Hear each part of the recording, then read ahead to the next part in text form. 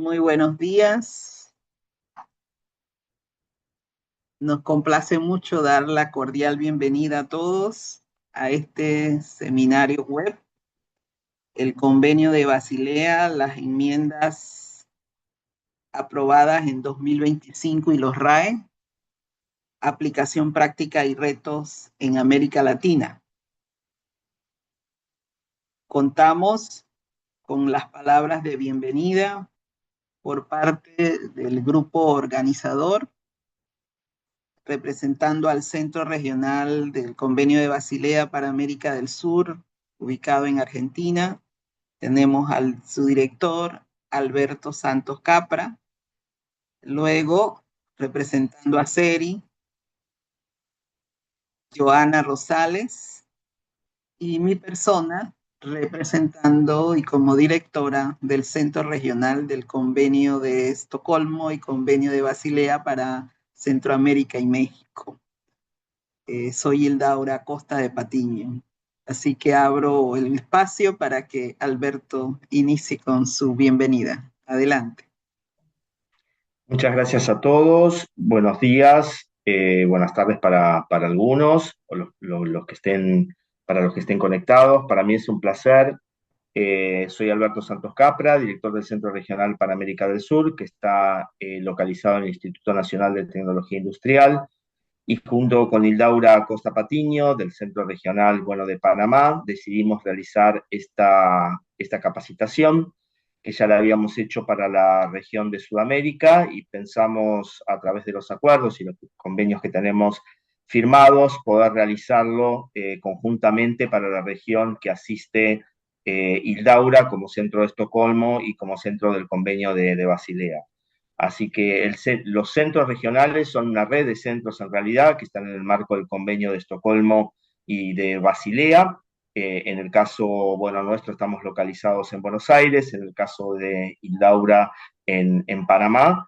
Y invitamos también a CERI, a esta organización que nos va a dar su visión respecto de los procedimientos y de la estandarización y de las guías que existen en cuanto al manejo ambientalmente racional de aparatos eléctricos electrónicos.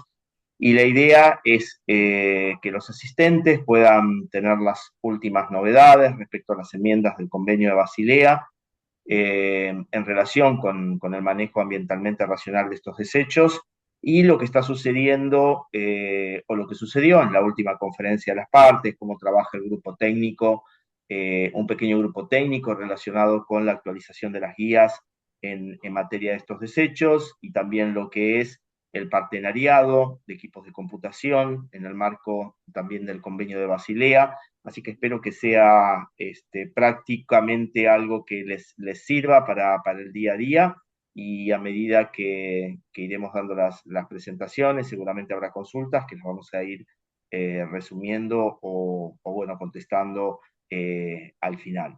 Empezará entiendo, la doctora Leila Devia, que vos, Hildaura, la vas a presentar Bueno, también. muchas Gracias. gracias. Muchas gracias y estamos complacidos de poder hacer un trabajo conjunto. Ahora invitamos a Joana también a dar su bienvenida y palabras de apertura. Muchísimas gracias, Hildaura. Muchísimas gracias, Leila, Alberto. Es un honor para nosotros el poder volver a hacer presentar este webinar ahora para la región de Centroamérica y el Caribe. Pues pensamos que es muy importante el topar un tema que durante todo el año en toda la región ha estado dando un poco de problemas y con muchas incertidumbres. Entonces esperamos que todos los asistentes puedan encontrar información útil en este webinar. Desde parte de SERI, una de las cosas que promovemos a nivel regional es justamente el fomentar las mejores prácticas en reciclaje y reuso de electrónica. Y tratar de que la región, esta industria naciente de manejo de electrónica, empiece de una manera sostenible, cumpliendo las mejores prácticas, cumpliendo los más altos estándares y sobre todo con cumplimiento legal tanto local como internacional. Entonces, mil gracias a todos quienes están acá. Excelente, muchas gracias.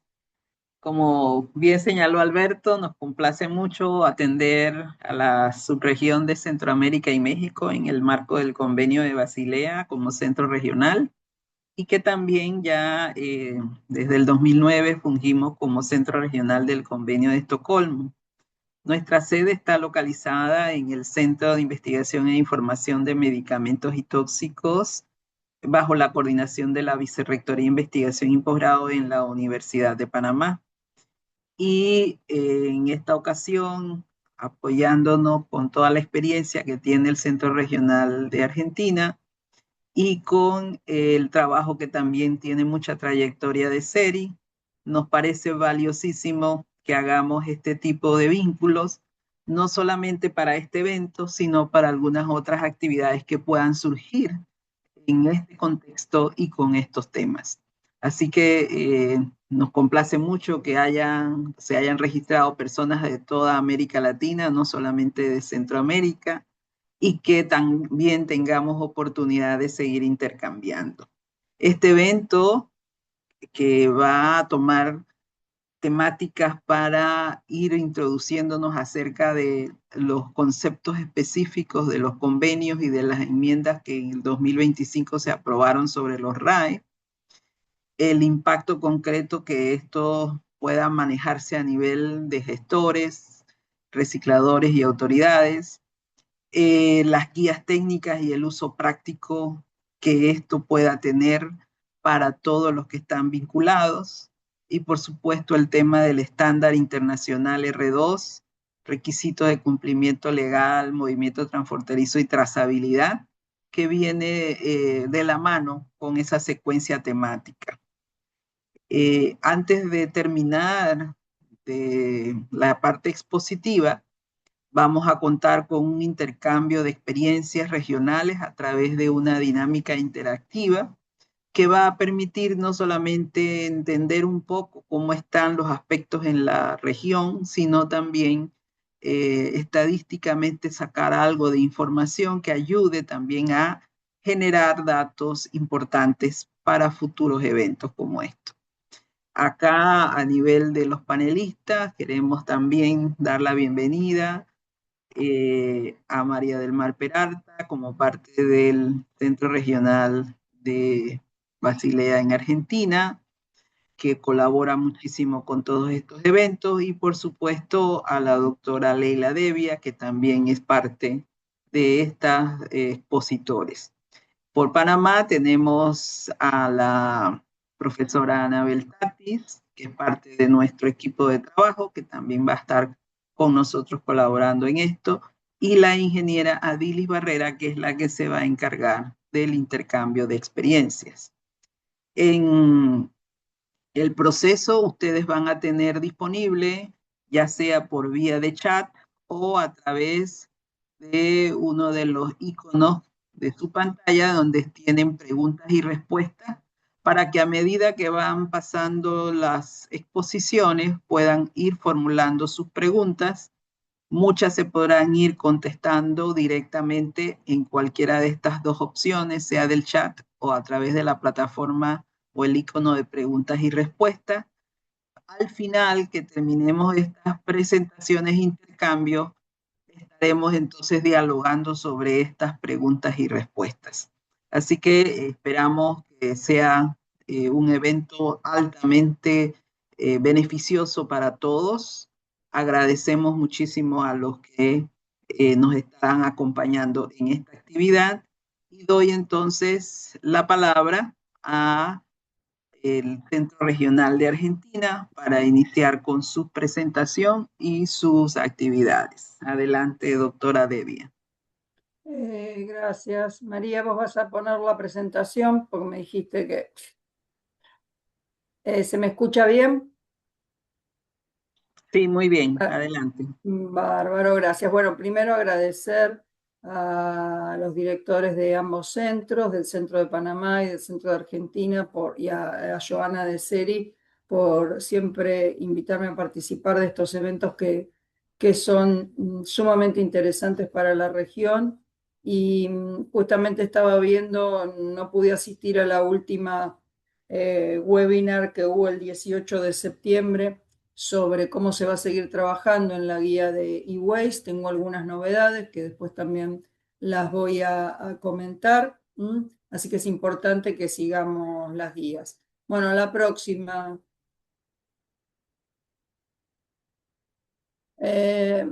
Como saben muy bien ustedes, nosotros contamos la región en el GRULAC con varios centros regionales y los centros regionales se han convertido históricamente desde su inicio. En un primer momento, voy a ser muy sincera, no nos tenían mucha fe, pero ahora sí se dan cuenta de todo el trabajo que se viene realizando porque se puede bajar a línea, o sea, los problemas que seguramente ustedes van a plantear durante el día de hoy sobre si aplico el PIC, no aplico el PIC, cómo aplico la enmienda, quién es la autoridad de aplicación, quién es la autoridad competente, si esto tiene un costo, si es bueno certificar. Bueno, todas estas cuestiones que son naturales en los países desarrollados, a nosotros nos cuesta un poco más. Y entonces la labor de los centros tiene que ver con esta cuestión de brindar transferencia de tecnología.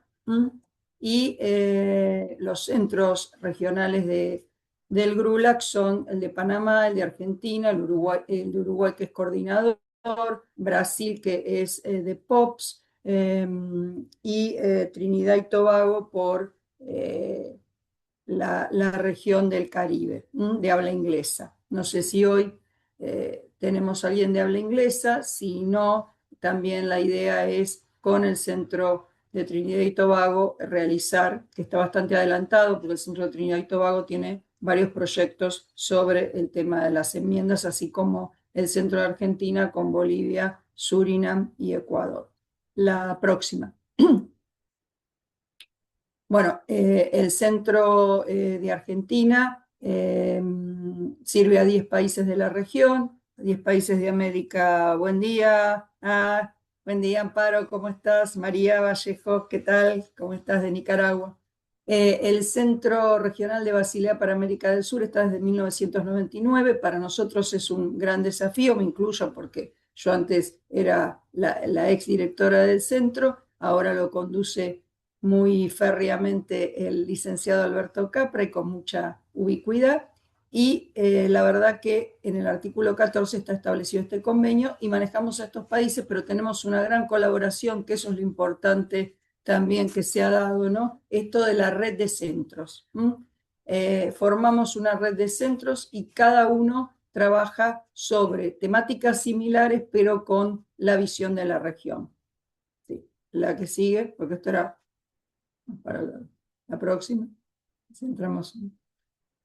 Bueno, ya vamos a los 3 convenios que todos muy bien conocen. Habría que agregar el convenio de Minamata, que es lo que está pasando con el futuro tratado de plásticos también.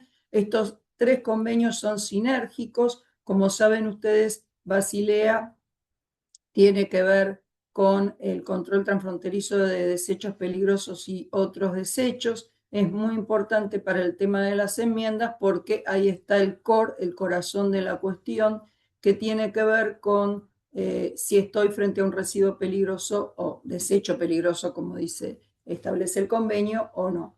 El convenio de Rotterdam sobre consentimiento fundamentado previo, donde ya está establecido, el corazón es el control de las exportaciones e importaciones de plaguicidas, y el de Estocolmo sobre contaminantes orgánicos persistentes, que también se relaciona mucho. Todos estos productos al final van a convertirse en desechos. Es muy importante porque hay, en el caso de la enmienda de plásticos y también de RAE, puede haber componentes polibromados que forman parte de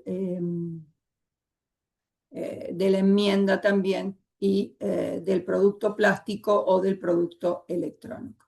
La próxima. La cobertura, Basilea, y ahí siempre tenemos la discusión. Basilea cubre, esto es básico, desechos peligrosos explosivos, inflamables, reactivos, Rotterdam pesticidas y Estocolmo contaminantes orgánicos persistentes, pero por el análisis del ciclo de vida, al final todos van a terminar siendo desechos. Por eso también hay que ser muy cuidadosos a la hora promoviendo la economía circular, ver cómo se puede hacer para que algunos de estos productos entren otra vez en el circuito económico. La próxima. El alcance, ahí tenemos los anexos y sobre todo el que nosotros ahora estamos no preocupados, pero sí ocupados en ver cómo implementamos, es el anexo 2, que es la categoría de residuos que requieren una consideración especial, a los que se refiere la enmienda de plásticos, la enmienda de residuos de aparatos eléctricos y electrónicos, y también ya se está viendo, se vio en la COP en mayo, los residuos de textiles que pueden llegar a entrar. Y además piensen ustedes que tanto textiles, plásticos y electrónicos es un entramado en el cual también se contienen estos materiales entre sí mismos. La próxima. Ahí está el objetivo del Convenio de Basilea y los pilares básicos que nunca debemos olvidar también a la hora de la aplicación de la enmienda, que tiene que ver con la minimización de la generación de residuos en cantidad y grado de peligrosidad, lo que les decía yo antes, la idea de poder con algún tipo de tratamiento o con alguna gestión o la mejor técnica disponible, poder convertir ese desecho peligroso a través de un tratamiento en un desecho quitándole peligrosidad y que puede ingresar en el proceso productivo. Controlar los movimientos transfronterizos de desechos peligrosos a través del consentimiento fundamentado previo y promover el manejo ambientalmente racional, o sea, ahí también es muy importante la tecnología. El próximo. El Convenio de Basilea, bueno, ahí tienen la definición de residuo y si se aplica o no el PIB, los residuos que pertenecen a cualquier categoría contenida en el anexo 1, como se detalla en los 8 y 9, también el anexo 8 y 9 han sido modificados. Entonces, el anexo 2 no tiene que verse solo. Esto es una interpretación más legal que técnica, pero también se aúna con lo técnico, en el cual yo debo interpretar, y esto es algo que me parece interesante a la hora también de determinar si tengo que hacer un PIC, no tengo que hacer un PIC, si es un residuo peligroso. Bueno, hago una combinación del anexo 1 con las características de peligrosidad. ¿Qué pasa en el anexo 2? ¿Qué pasa también con anexo 4 que está siendo modificado con las operaciones de eliminación? O sea, ¿qué oportunidades tengo? Porque si yo no tengo oportunidad, caracterizo un residuo peligroso y no tengo oportunidad de tener un destino, el primer destino tiene que ser minimizarlo. El segundo, poder reusarlo, entrarlo en la economía, dentro del proceso de economía circular. Pero si yo no puedo llegar a ninguna de estas cuestiones, entonces, ¿qué puedo hacer? Y tengo que mirar las operaciones de eliminación cuidadosamente, ¿no? Y la disponibilidad. Y si tengo que hacer un movimiento transfronterizo, también tengo que aplicar el instrumento del PIC, ¿no? Pero también otra cosa que siempre resalto, cuando muchas veces se establece fundamentalmente y sobre todo desde el sector productivo, el sector afectado, el que maneja residuos peligrosos en el sentido que está en la producción de un producto, o de un proceso o de un proyecto, decir, bueno, Basilea dice esto. Sí, Basilea dice o establece que es un residuo, es ratificado por los países en nuestra región, tenemos un sistema bastante similar de ratificación de la legislación, con algunas diferencias en cuanto a ciertas autoridades que también intervienen en el proceso de ratificación. Me parece importante establecer que la que da, sin contradecir Basilea, la que da la definición es la legislación interna. Por eso la legislación local. Por eso muchas veces cuando nos preguntan, bueno, pero Basilea dice esto, pero yo puedo establecer en mi legislación. Entonces digo, puedes establecer en tu legislación, en un reglamento técnico, ciertos requisitos que no quiere decir que desnaturalicen a Basilea, pero que me ayudan en el proceso productivo, y no solamente en el proceso productivo, sino también en la cuestión ambiental, ¿no? Entonces, la sostenibilidad yo también la puedo manejar desde la legislación local, o sea, es una tutela uniforme, es un presupuesto mínimo el convenio de Basilea.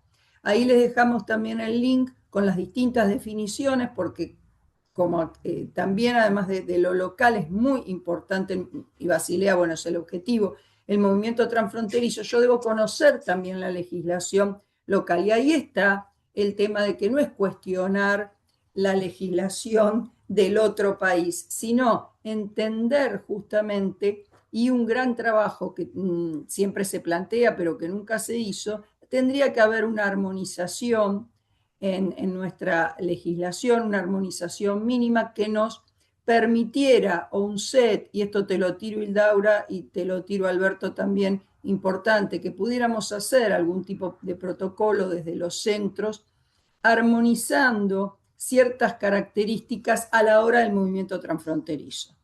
Yo recurro a este documento y por lo menos no estoy pensando, tengo que hablar con la autoridad, bueno, cómo lo definen, entonces no lo puedo pasar, y el país de tránsito. Me parece interesante que a la hora del replanteo que se está haciendo de los anexos, nosotros como región también nos hagamos un replanteo de armonización de criterios y principios. Ahí te La puedo próxima. interrumpir, Sí, Leila, sí, porque dale, dale. justamente muchos países, tal vez en el marco de su normativa interna, no clasifican ciertos aparatos usados, vamos a hablar de aparatos eléctricos, electrónicos usados, como desechos, porque aquí todo Basilea siempre es cuando algo es desecho. Si no es desecho, entonces no entra en el marco del convenio de Basilea. Entonces lo primero que hay que ver es si es desecho o no. Pero lo que para un país no es desecho, por ahí para otro país sí es desecho. Entonces, el problema se da en el movimiento transfronterizo, no solamente en el país exportador-importador, sino también en el país de tránsito, porque si hay un país de tránsito que considera que ese aparato eléctrico electrónico usado, tanto por el país importador y el país exportador, no es desecho, si hay un país de tránsito que así lo considera, ya toda la cadena está dentro de lo que es el marco del convenio de Basilea, como vamos a ver, porque ya sea peligroso o no peligroso, va a tener que tener un consentimiento fundamentado previo, que es lo que cambia mucho cómo venía funcionando el convenio hasta el 2019. Entonces, bueno, Sí, no, eso es algo y muy, muy para destacar. importante, claro, muy importante lo que vos decís, porque el principio, o sea, es que siempre tengo que hacer consentimiento fundamentado previo. O sea, la regla es esa, la excepción después se ve. O sea, en esto el convenio ha dado, como bien dijo Alberto, un cambio muy importante. ¿Por qué?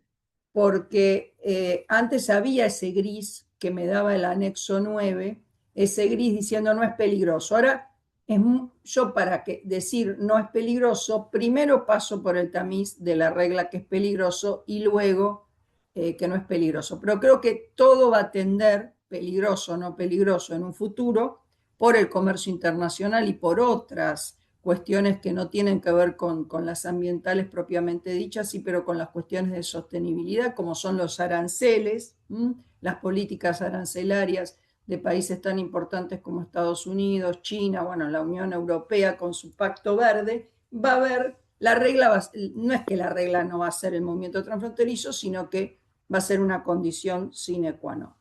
La próxima. Ahí están los otros residuos, los desechos que pertenezcan a cualquiera de las categorías contenidas en el anexo 2, que estén sujetos a movimiento transfronterizo, serán otros desechos, que a ellos se refiere la enmienda. La próxima. ¿Qué son los desechos peligrosos? Hay un poco lo que decía Alberto también. Muy importante considerar a los países de tránsito. La próxima. ¿Qué son otros desechos? Bueno, los otros desechos son los que enumera el anexo 2, los desechos recolectados de los hogares y los residuos derivados de la incineración de desechos domésticos. Tenemos que a partir del 1 de enero del 2021 se introduce la enmienda de residuos plásticos con este nuevo código que es el I-48. Como muchos de ustedes saben, el anexo 1 y el 3 se complementa con el análisis de las famosas I con las características de peligrosidad del anexo 3. Entonces, un anexo que estaba vacío prácticamente, de Jaime María, un anexo que estaba vacío, bueno, se entró a completar con estas enmiendas.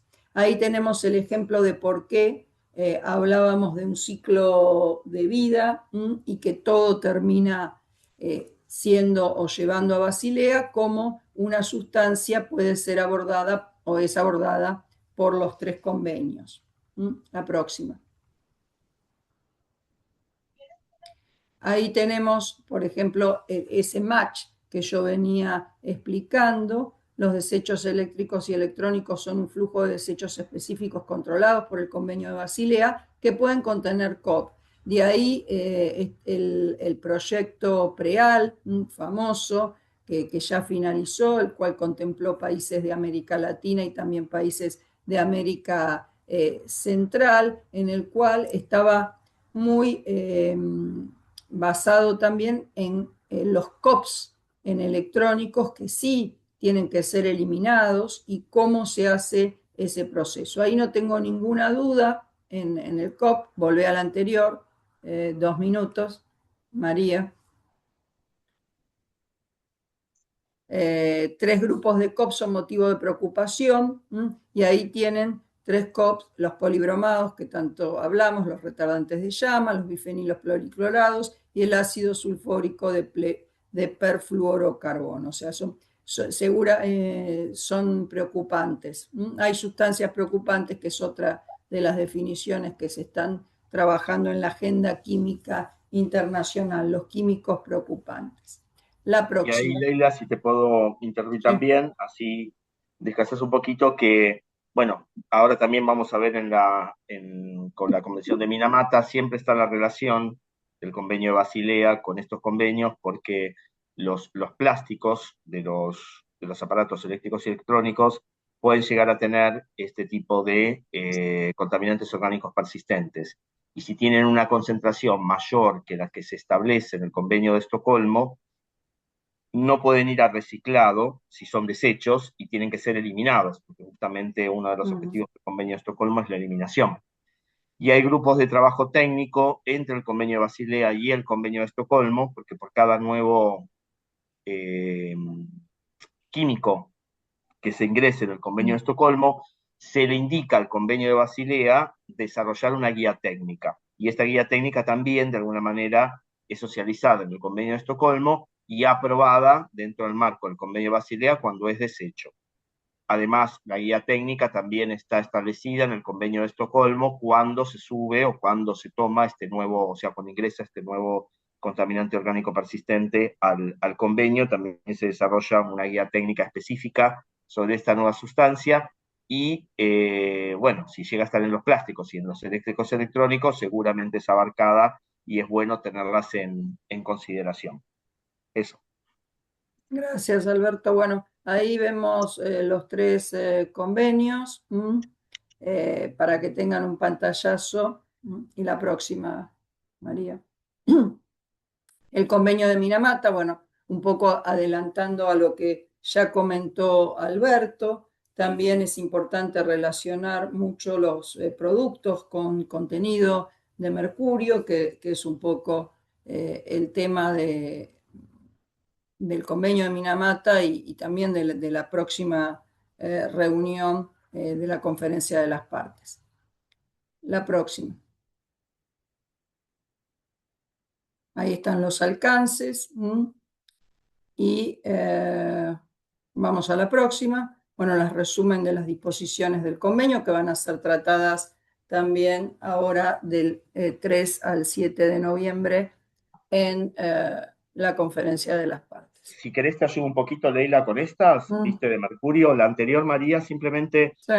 indicar que para el caso de mercurio tenemos varias partes del convenio que habla sobre productos que contienen mercurio, porque hay todavía productos que se le Sí. añaden mercurio, entonces, bueno, ahí tenemos algunas consideraciones como provisión, opciones, obliga a tomar medidas, por ejemplo, bueno, no es el caso, ¿no? Pero tenemos uso de amalgama, Nada en más. productos ensamblados, ahí sí tenemos eléctricos y electrónicos, y bueno, hay una lista de productos que tienen que ser de alguna manera eliminados y con concentraciones, con enmiendas que a su vez añadieron productos nuevos que van para eliminación entre el 2025 y el 2027, que antes estaba hasta el 2020. Incluye medidas, bueno, otras partes del convenio, la siguiente, María, porque las demás no son relacionadas a aparatos eléctricos electrónicos. Hay mucho relacionado con emisiones, esto es más que nada a la atmósfera, en lo que corresponde al aire, se hacen planes nacionales, pueden ser fuentes nuevas y existentes, a inventarios y directrices técnicas que fueron aprobadas en la primera conferencia de las partes. La siguiente, María. También están las liberaciones, que más son al suelo y al agua, y también se hacen con fuentes pertinentes, fuentes nuevas existentes, inventario de liberaciones y directrices técnicas, y se presentan estos informes a las conferencias de las partes. La siguiente, María. Y también tenemos la sección del convenio, que es el artículo 11, que son desechos de mercurio. Se aplican las definiciones del convenio de Basilea, y por desechos, aquellos que constan de mercurio, compuesto de mercurio, que contienen mercurio o compuesto de mercurio, o contaminados con mercurio en una cantidad que excede los umbrales que las conferencias de las partes deciden en colaboración conjunta con el convenio de Basilea de manera armonizada. Por eso ahí también hay una sinergia entre los convenios que estamos hablando y el convenio de Minamata. La siguiente, María, por favor. Entonces, en cuanto a los desechos de mercurio, cada parte adoptará distintos procedimientos que están en los articulados. Cuando son reciclados o recuperados, hay que, bueno, considerar la existencia, solamente tiene que ser para un uso permitido o una eliminación. O en los casos que las partes del convenio de Basilea sean transportadas a través de movimientos transfronterizos, salvo con fines de medición ambientalmente racional, y esto podría llegar a aplicar a los electrónicos. La siguiente, María, por favor. Bueno, ahí te dejo, Leila, de nuevo con las sinergias, si podés. Dale, dale. Bueno, entonces las sinergias de estos convenios, como bien dijo Alberto, es muy importante, y me parece que en esta COP tenemos que estar muy atentos a todas las guías y productos añadidos de mercurio y los productos con mercurio, a ver cómo va a ser también el PIC, la notificación, la eliminación. Mejorar la cooperación y la coordinación entre las tres convenciones, fortalecer estas convenciones a nivel regional, que es un poco lo que desde los centros se está también haciendo. Mejorar la eficiencia de apoyo a las partes, reduciendo su carga administrativa y minimizando el uso eficaz y eficiente de los recursos, con otro tema que venimos también trabajando hace mucho tiempo con Ildaura, después el centro. Después tenemos que ver también si hacemos a fin de año o antes de fin de año, podemos también hacer una actividad dentro de las actividades que estábamos haciendo con respecto al tráfico y al comercio ilegal. La próxima, María. Ahí están los puntos de contacto. La próxima, las herramientas de los marcos legales. Bueno, esto es el manual, la lista de comprobación para el legislador también, lo que hablábamos de la armonización, el Sistema Internacional de Movimientos Transfronterizos. La próxima. Y acá está el procedimiento de consentimiento fundamentado previo, o sea, los residuos que requieren el procedimiento son los desechos peligrosos del anexo 1, 3, 8, definidos a nivel nacional, y otros residuos del anexo 2. O sea, las enmiendas de prohibición, lo que introdujeron también como novedoso, además de introducir algunos nuevas I, también lo que han introducido es otros residuos, y que es obligatorio el requerimiento del PIC. Y los residuos que no contienen, que no necesitan PIC, son los también que están incluidos en el anexo 9, que ahora prácticamente no existe. Volvemos, la próxima, María. Ahí tenemos las directrices técnicas de movimientos transfronterizos de RAE. Esta es una directriz que no es vinculante, pero que hace muchísimos años que se está trabajando, que tiene una aprobación interina. Ahí tienen todo el documento. Como les dije, el 18 de septiembre hubo una reunión porque se amplió el mandato para el grupo de expertos. Pueden, por supuesto, participar todos los actores, no solamente los gobiernos. La próxima.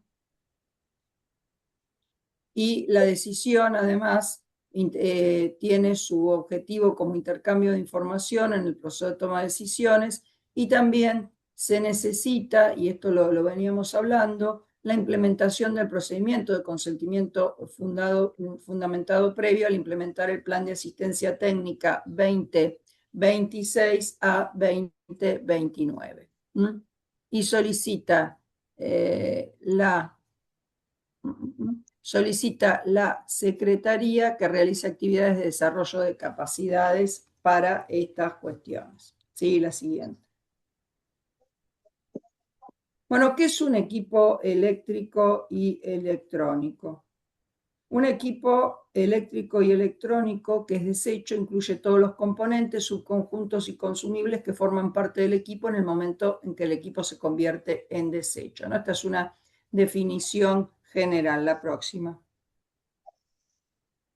Y ahí la primera enmienda, o la segunda enmienda, porque la primera fue la de plásticos en el 2021, que fue adoptada por la COP15 en 2022.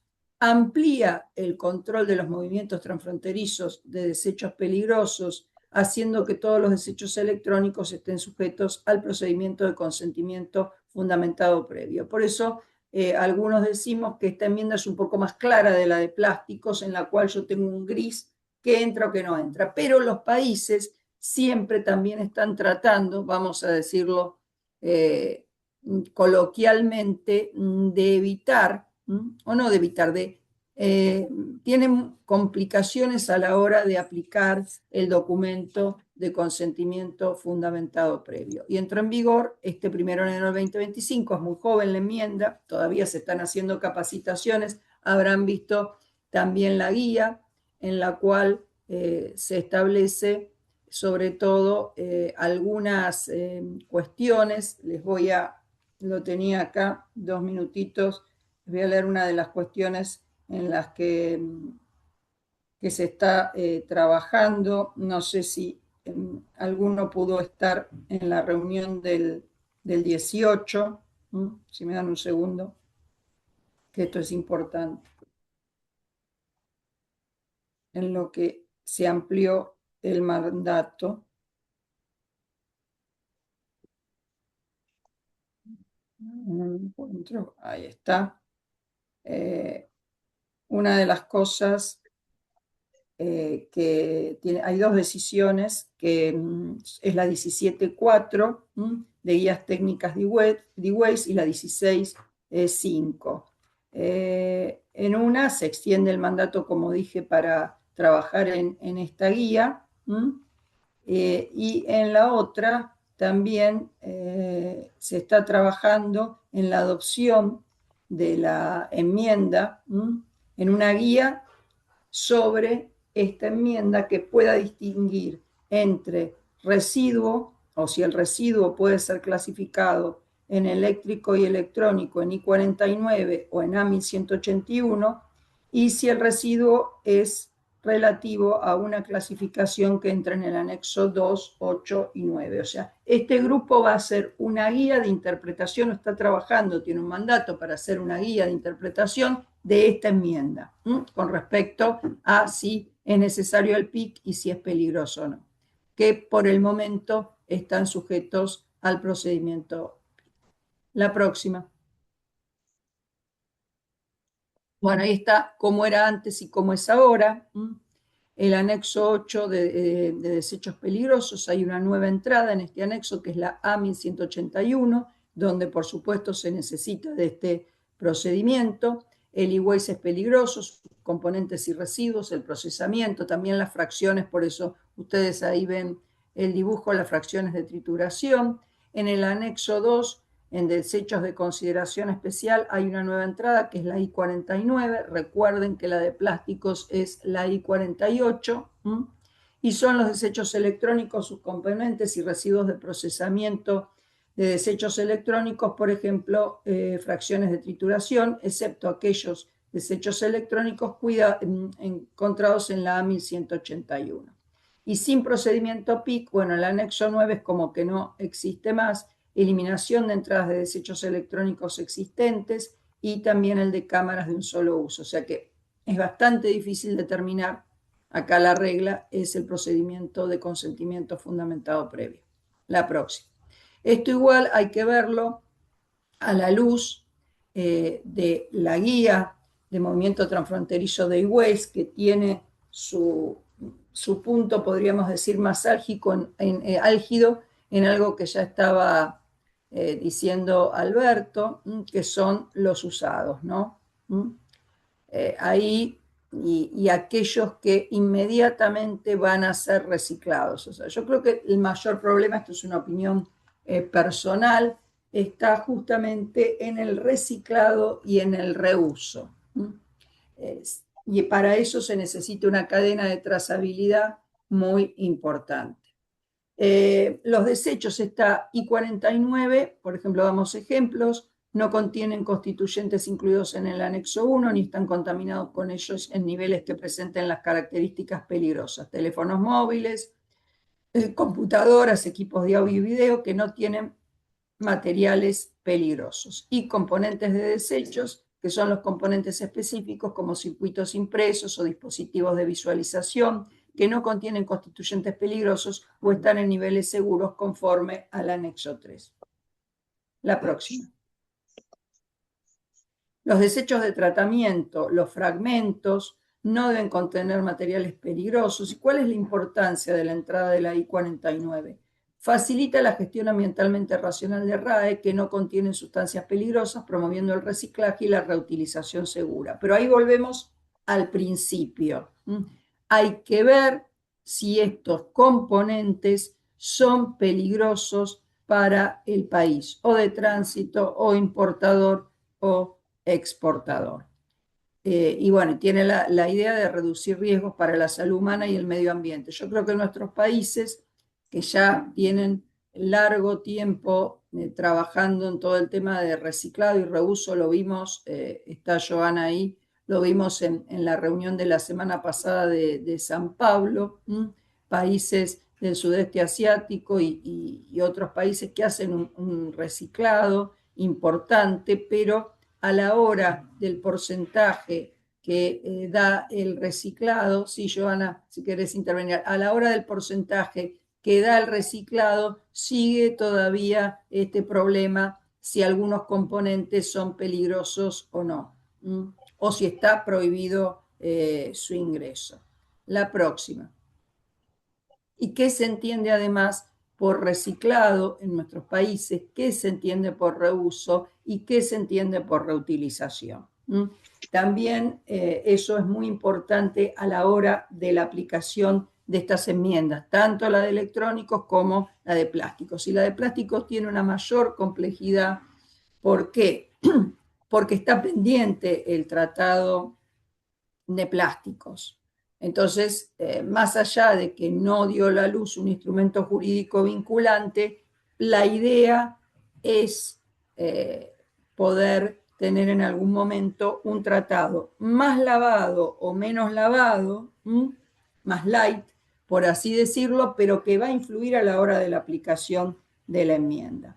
Equipos que contienen constituyentes peligrosos, y ahí, como bien también decía Alberto, y lo comprobamos en el proyecto PREAL, hay contaminantes orgánicos persistentes en estos lugares. Estos desechos presentan características de peligrosidad conforme al anexo 3 y ahí tenemos algunos ejemplos: pantallas de tubos de rayos catódicos, baterías con metales pesados, lámparas fluorescentes con mercurio, condensadores con bifenilos policlorados. Ustedes se acuerdan que habíamos visto en la primera filmina, o en las primeras filminas, un computador y los distintos COPs. Y componentes plásticos que son retardantes, que contienen, perdón, retardantes de llama bromados. La próxima. La enmienda con la nueva entrada, la A1181, tenemos componentes y residuos peligrosos, y además lo que tenemos que esta entrada establece una gestión más estricta de RAE peligrosos, asegurando que los equipos y componentes con materiales peligrosos se manejen bajo la condición de gestión ambientalmente racional. Y fortalece las regulaciones para el movimiento transfronterizo de este residuo con controles más rigurosos para evitar su mal manejo o exportación ilegal. Bueno, yo con esto no estoy... esperen un segundito. Shh.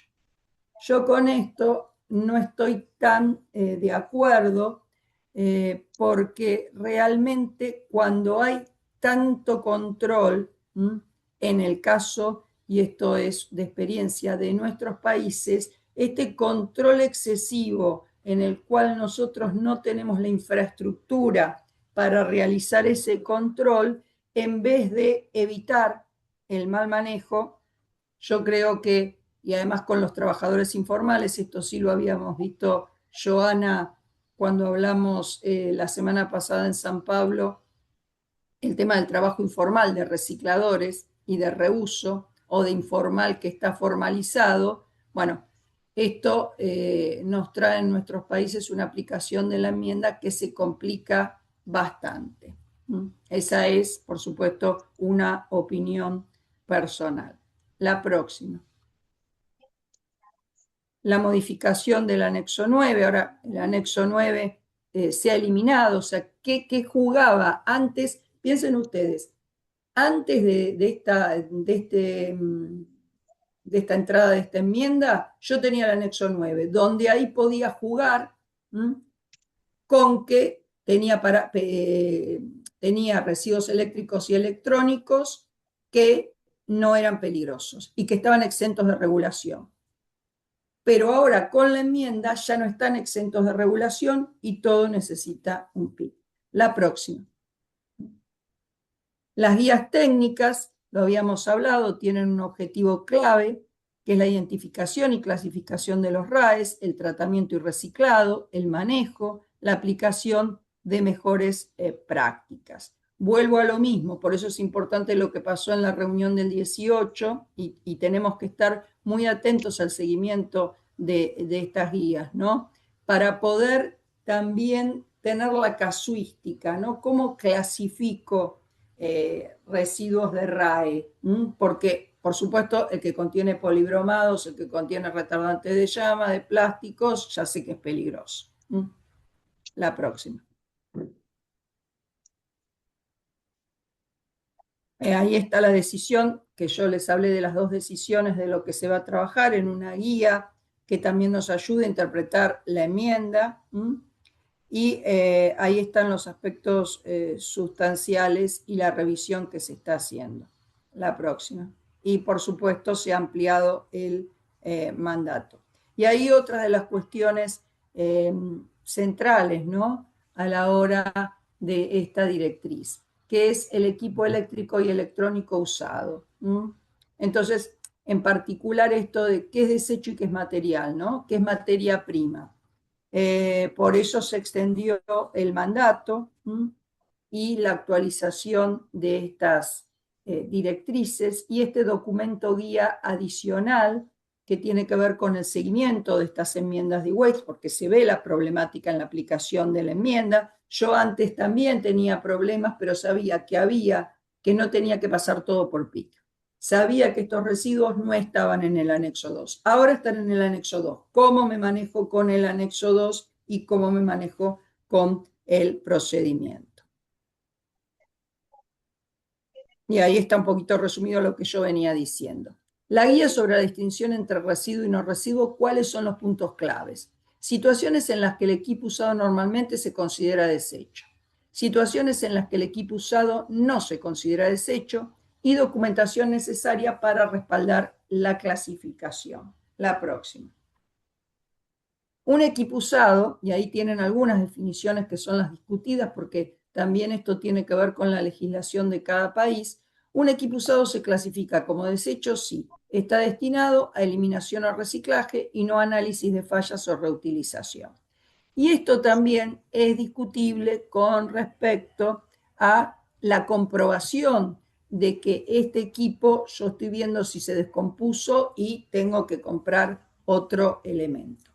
Carece de partes esenciales o no cumple su función principal, presenta defectos funcionales, no tiene mercado regular para su reutilización o el precio pagado es muy bajo para ser funcional, está destinado a desmontaje o reutilización parcial como repuesto.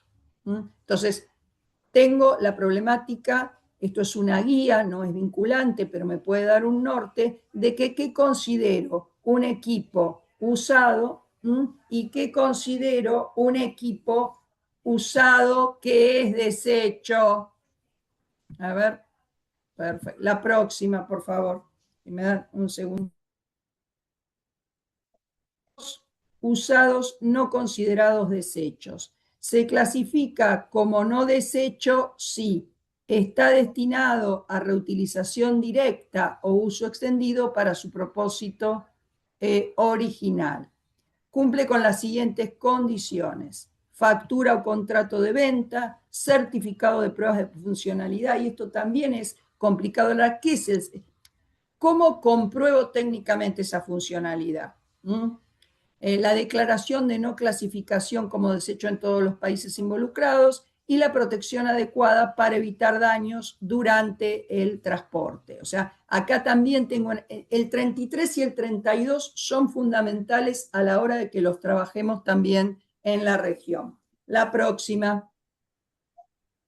Acá están las directrices técnicas que debo también, esto también es muy importante que se siga, cómo manejo el movimiento transfronterizo y qué debe incluir un PIC, datos del responsable del transporte y descripción del equipo, información sobre estas pruebas de funcionalidad, que me parece que acá hay que pensarlo mucho, fecha, tipo de pruebas y resultados, y acá tienen que ver mucho también los laboratorios, hay que trabajar mucho con los laboratorios de la región, declarar que el equipo es completamente funcional, el propósito del transporte, contrato con la instalación receptora y plan para gestionar desechos residuales. La próxima. La próxima, por favor.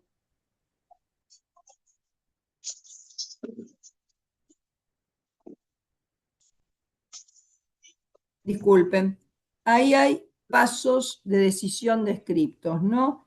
¿Cómo tengo que hacer o cómo puedo hacer este checklist de si me encuentro con un equipo usado o considerado como desecho en alguno de los países involucrados? Tengo que ver entonces la funcionalidad, la documentación, si presentó la documentación correcta, si se cumplen los párrafos del artículo 33. Por eso la guía tiene, y me parece a mí también, esto es subjetivo, por supuesto, es una opinión personal, que parte de este artículo, de este apartado, 33 y 32, pueden incluirse en legislación o norma técnica del país, para usarlo más como vinculante para nosotros mismos y que los funcionarios también y también el sector productivo, el sector que importa y exporta, lo pueda utilizar. La próxima. Grupo de trabajos de expertos. Bueno, hay más información ahí. Creo que es fundamental seguir lo que está pasando en este grupo de expertos. La próxima. También otra cuestión muy importante es cómo debe haber seguramente gente de aduanas. Esto no lo dijimos durante la presentación, pero esto va de la mano con la clasificación arancelaria. O sea, yo hablé de la definición de residuo peligroso y también de esta definición de los anexos, cómo mantenerla, pero esto hay que relacionarlo con estos códigos. Se introdujo un nuevo código, el 8549, para desechos eléctricos y electrónicos. Esto está en la séptima edición del Sistema Armonizado. Creo, Laura, que ustedes hicieron una webinar con Daniel Cardoso, que trabajaba o que trabaja en la Organización Mundial Aduanera, y bueno, va de la mano. Este código entró en vigor el 1 de enero del 2022. La próxima, y ya voy, ¿cuántas nos quedan, María?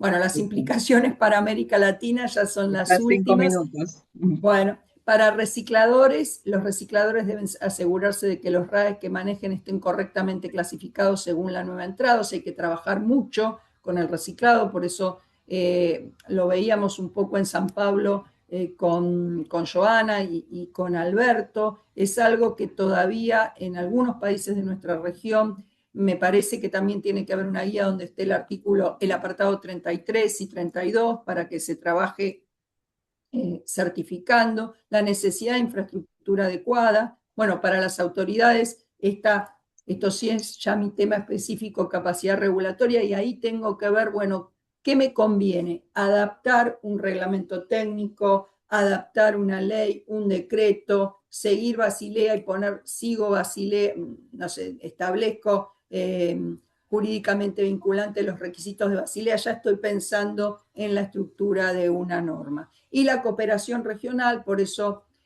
nosotros no solamente a través de las webinars, sino pensamos siempre en algún protocolo, algún procedimiento, algo que podamos hacer para armonizar dentro de la región. La próxima. Para el comercio internacional, un mayor control, una mayor función con las legislaciones nacionales, ver los conflictos normativos entre lo permitido bajo Basilea y lo restringido a nivel nacional, reestructuración de las cadenas de suministro y barreras arancelarias. Otra cosa muy importante es trabajar con la aduana, ambiente, industria, producción, salud, aduana. Eso es como básico. La próxima. Implicaciones en América Latina, y esto sí se lo voy a dejar más a Joana, pero le tiro ya un poco la idea. La trazabilidad. Y ahí algo que venimos trabajando, que se viene trabajando de nuestro centro, es el pasaporte digital, ¿no? La clasificación de los productos. Y esta presión sobre el sector informal y el riesgo de exclusión. O sea, hay que trabajar también mucho el sector informal y la producción. El fomento de la economía circular y también las dificultades a la hora de exportación y ver si hay incentivos o no. Yo les adelanto que este viernes hay un evento un poco cerrado, después tendremos información de la posibilidad de una ley de responsabilidad extendida del productor, que lo comenté también en San Pablo, en algunos productos, entre ellos los RAE. Y como siempre, los riesgos y desafíos vinculados al tráfico ilícito. Por eso, esto vuelvo a decir, es subjetivo, es mi opinión personal. Nos tenemos que centrar bien cómo queremos aplicar la enmienda. También es cómo debemos aplicar la enmienda. Eso es lo teórico. Cómo podemos aplicar la enmienda y también cómo queremos, por las implicancias que hay, en este caso es América Latina, pero en América Central, en la aplicación de estas enmiendas. Entonces, cómo afecta a los distintos sectores y cómo afecta, por supuesto, que es el principal objetivo de estos convenios, al ambiente y a la salud humana. La próxima. Las oportunidades, ya termino, el desarrollo de capacidades, que lo vine un poco diciendo, el desarrollo de capacidades nacionales de reciclaje y valorización. O sea, por un lado tenemos el desafío de poder poner en caja un montón de actividades, pero también tenemos la oportunidad de que esto signifique un negocio en el buen sentido de la palabra. La próxima, a ver si pasalas rápido. El fortalecimiento del marco legal, la inserción en cadenas globales de la economía circular. La próxima. Y bueno, lo último que digo, yo soy co-chair, ahora vamos a tener el 30 de octubre, supongo, 31 de octubre, 29, teleconferencia. Estamos trabajando en equipo que es el de las heladeras, los refrigerantes y las pantallas de TV. Pace va a sacar 2 guías, estas 2 guías no están siendo todavía aprobadas por la COP, las tenemos que seguir trabajando, pero que también van a ser de gran utilidad a la hora de la aplicación de las enmiendas, aunque no se relacionen directamente con las mismas. La próxima. Seguí con la próxima. Bueno, perfecto. Creo que llegué en tiempo. Quedan muchas dudas, seguramente, pero esto es para saber. Bueno, ahora tengo que hacer PIC. Ahora peligrosos y plásticos entra en el anexo 2. Lo tengo que trabajar con los demás anexos y tengo que poner el foco en los desafíos que tengo y en la bajada en la legislación local. Ya sea de manera voluntaria, cada país después decide si lo hace voluntariamente o si lo hace también en una legislación con sanciones. Ya está. Listo. Muy Te bien, dejo la muchísimas posta, Giovanna. gracias. Sí, muchas gracias, Leila y Alberto, por esa introducción y conceptos claves de las enmiendas y los convenios, y sobre todo el nuevo panorama que nos queda como América Latina. Ahora entonces invitamos a Joana Rosales para que nos hable acerca de su presentación en relación a los procesos a través de SERI, la certificación y los estándares. Adelante. Genial, gracias mil. Creo que ahí están viendo mi pantalla, ¿cierto? Mejor, ponla en presentación completa. Ahora sí, muy bien. Ahí sí. Bueno, listo. Lo que yo voy a presentar ahora es, en base a todo lo que mencionó Leila, cómo los estándares internacionales pueden ayudar al cumplimiento normativo de todos los países que tienen casi todos normativas diferentes, pero cómo los estándares internacionales son transversales y son un complemento a todas esas normativas. Entonces, para empezar, SERI es una organización sin fines de lucro con base en Estados Unidos. Se creó como un grupo de trabajo de la EPA cuando estaban tratando de regular, estandarizar el tema de gestión de residuos electrónicos. SERI promueve y crea conciencia sobre la electrónica sostenible, sobre la electrónica circular, pero no es un ente certificador como tal. SERI simplemente es quien desarrolla y es la propietaria del estándar de certificación R2, que fue este estándar que se desarrolló mientras se realizaba el trabajo con EPA y que ahora ya es un estándar el más adoptado a nivel internacional y que no solamente se enfoca en el tema de residuos electrónicos como reciclaje, sino también en toda la jerarquía de manejo de equipos y recursos, especialmente enfocado en el tema de reuso. Existen varios estándares internacionales que trabajan en electrónica sostenible. El R2 es uno de esos estándares. Otro de los estándares también conocidos es E-Stewards, pero tenemos también estándares particulares como CENELEC y como el estándar australiano de reciclaje de residuos electrónicos. Al final, un estándar es netamente un documento técnico que tiene ciertas reglas, ciertas directrices que tienen que implementarse de manera consistente. Y aquí la palabra importante es de manera consistente porque necesitamos garantizar que los resultados y las cosas que se estén haciendo se hagan siempre de la misma manera. Este es un poco el esquema y cómo está compuesto el estándar R2. Tiene dos partes. Los requisitos principales que aplican a todas las plantas que quisieran implementar la certificación R2, pero también tiene una parte flexible que son los requisitos por proceso. Y el requisito por proceso lo que hace es ajustarse al modelo de negocio de cada una de las plantas. Hay unas que hacen el proceso de destrucción y reciclaje, hay otras que hacen netamente el proceso de reparación y reuso, hay otras que hacen la recuperación de materiales, de plásticos, de metales, entonces es bastante flexible en cuanto a eso. Lo que voy a mencionar yo, de lo que voy a hablar ahora como complemento al tema de Basilea, es básicamente del punto número 4, que son requisitos legales, del punto número 5, que es el tema de trazabilidad, y del apéndice número 1, que es la cadena de reciclaje aguas abajo. Entonces, ¿qué es lo que nos pide R2 cuando estamos hablando de requisitos legales? Primero nos pide, al igual que cualquier otra certificación, identificar todos los requisitos legales aplicables a esa planta, a la organización, en el ámbito local. Entonces, dentro de eso está todo el tema del alcance, dónde está ubicada la planta, los flujos controlados, la legislación ambiental, la legislación de seguridad y salud ocupacional, la legislación de calidad, la legislación tributaria, de trabajo, etcétera, etcétera. Es decir, es bastante integral en cuanto a todos los requisitos que se deben identificar y, obviamente, se debe tener un plan de cumplimiento de estos requisitos legales. R2 solicita que las plantas armen, estructuren un plan de cumplimiento para todos estos requisitos legales que han sido identificados, que luego sepamos cómo los vamos a cumplir. Y entonces aquí necesitamos tener controles, procedimientos dentro del establecimiento, en temas de entrenamiento. Ay, ¿qué le pasa a mí? Entrenamiento, temas de monitoreo, de seguimiento, de control, para asegurar que todos los requisitos legales están siendo implementados. Una parte adicional de estos requisitos es también evaluar los requisitos legales en función del plan de manejo de interés, en función de los flujos de los materiales que tenemos dentro de las plantas de reciclaje y el listado de procesadores finales.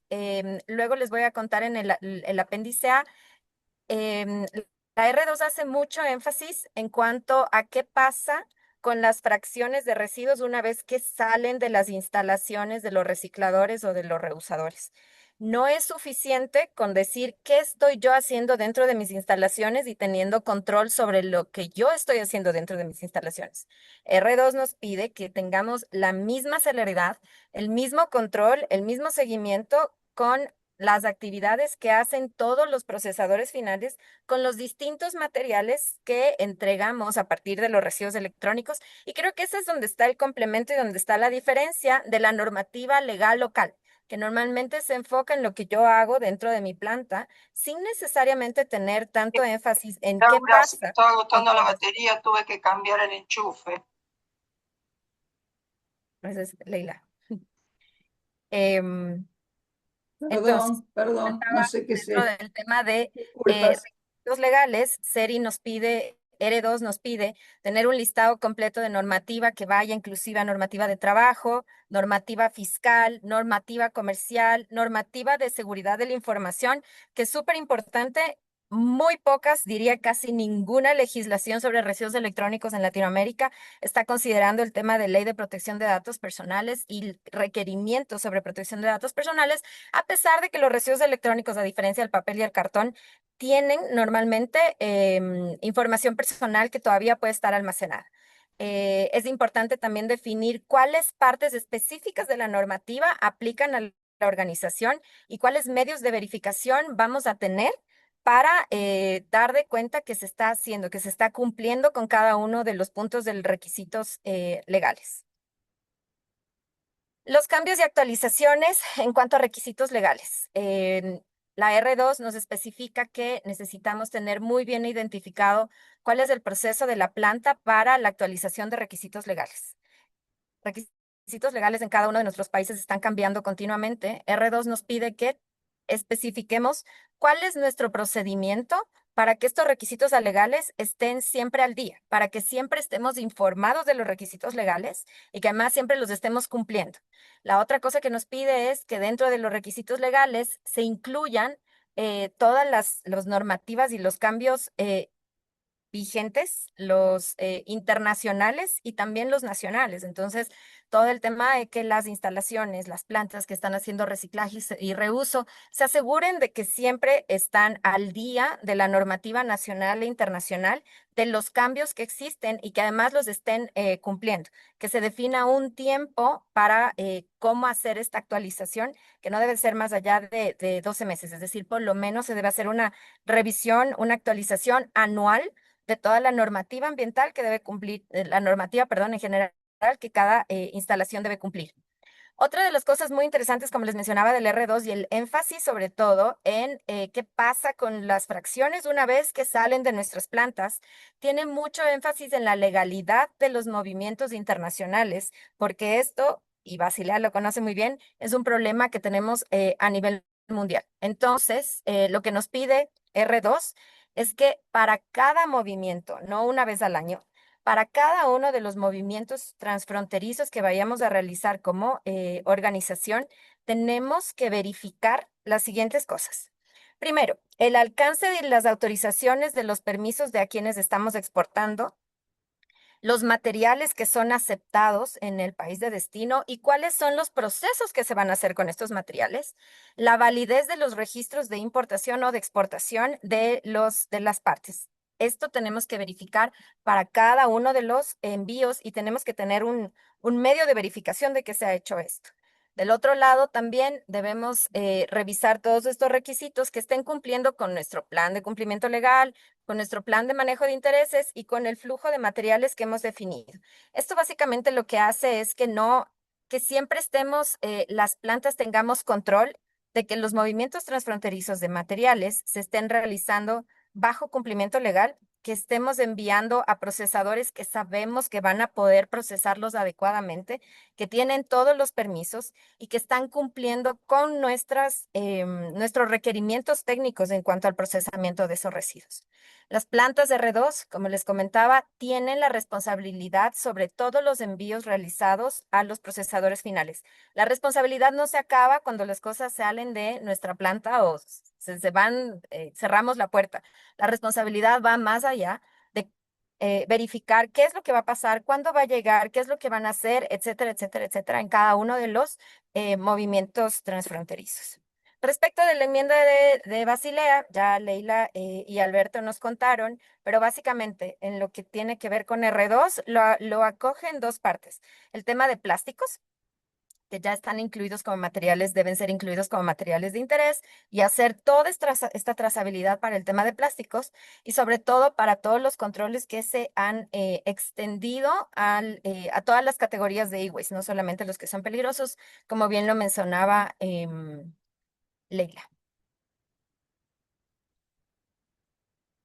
Ay, no puedo pasar de acá.